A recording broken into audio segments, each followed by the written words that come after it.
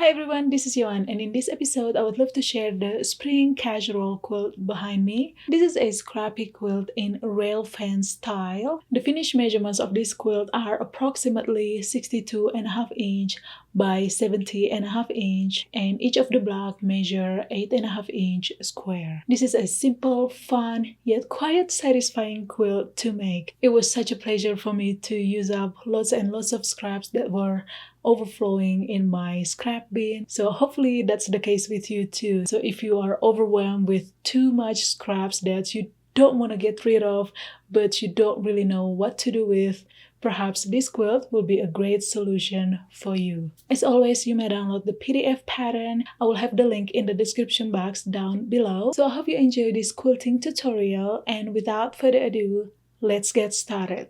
Alright guys, here I've got a bunch of scraps and leftover fabrics in various sizes. So you wanna of course sort out your fabric. I don't typically think too much about it as long as they look good together. And once you've done sorting them out, it's very important for you to press each of them. This way it will be easier later to do the cutting, which we're gonna do a lot for this project. I like using leftover binding and jelly roll strips since we're gonna work with a lot of 2.5 inch strips. So if you've got some leftover jelly roll strips or binding, they will be great to be incorporated to this project so that you will be able to save some time on cutting.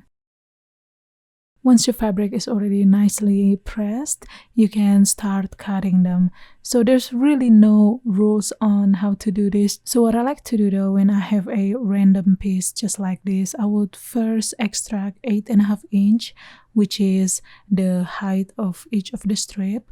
So I like to first straighten up the edges. Just try your best to cut from the grain line. Now again, I'm gonna trim off the edges. And from here, I'm going to measure 3.5 inch and cut. And from here, I can either measure 2.5 inch or I can measure 1.5 inch and got 2 pieces of them. So I think that's what I'll do. So I will make the most out of this fabric. Alright, this one is a jelly roll strip, so it is quite straightforward.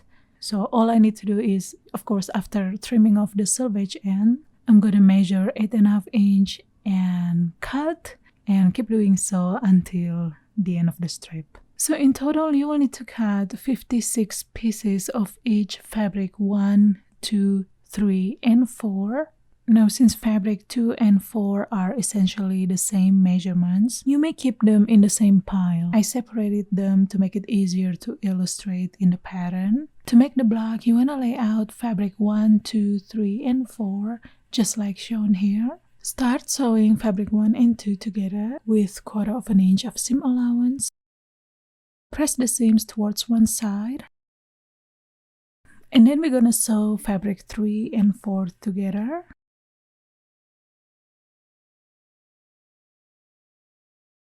Now let's piece these 2 panels together.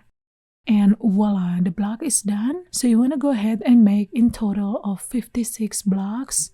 To make the piecing of the patchwork goes much faster, you may want to do chain piecing and work in batches. So I would sew fabric 1 and 2 together and then continue on doing chain piecing. I like to work 5 blocks at a time. You can do more or less, totally up to you. Once I've got all 5 pieces sewn together, I went ahead and pressed them right away.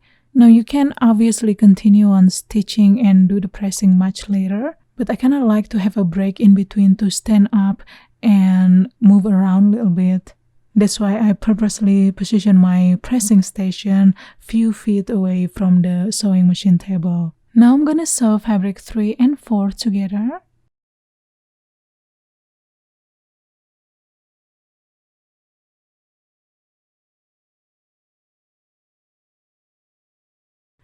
Alright, now I'm going to join this fabric 1 and 2 panel and fabric 3 and 4 panel together to create the block. I don't really do much of assessments as long as they look good together.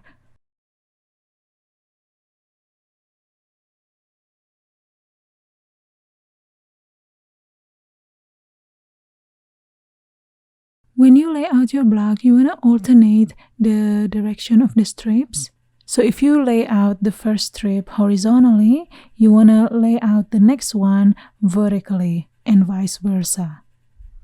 Now you want to lay your blocks in 8 rows and 7 columns, just like shown in this diagram. Now you don't really have to follow this to a T, as long as you alternate the direction of each of the strip to create that rail fence look. And also it will make your life easier since you don't have to line up the seams when sewing the blocks together. And here is the layout of my quilt blocks. Now you can piece your block 1 row at a time.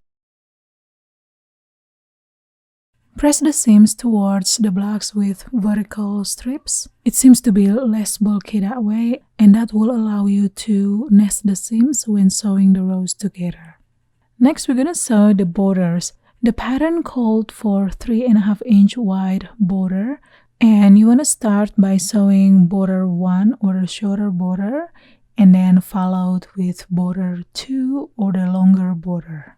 Alright, once your quilt top is done and ready to go, you may layer it with the batting and the backing fabric and then quilt as desired. You may do walking foot quilting, you may do free motion quilting like I do here, or hand quilting if that's what you prefer. I free motion quilt this with meandering flowy lines forming cloud shapes. Nothing too intricate or fancy, yet it was quiet, relaxing, and satisfying for me. For the binding, you will need in total of 7 binding strips. Now since this is a scrappy quilt, I decided to make a scrappy binding as well. I pulled out 7 leftover jelly roll strips and then I joined them together and bind just like the usual. If you need a tutorial on how to bind a quilt from start to finish, I did make a video on that, so you can check it out. I will have the link in the description box down below if you're interested.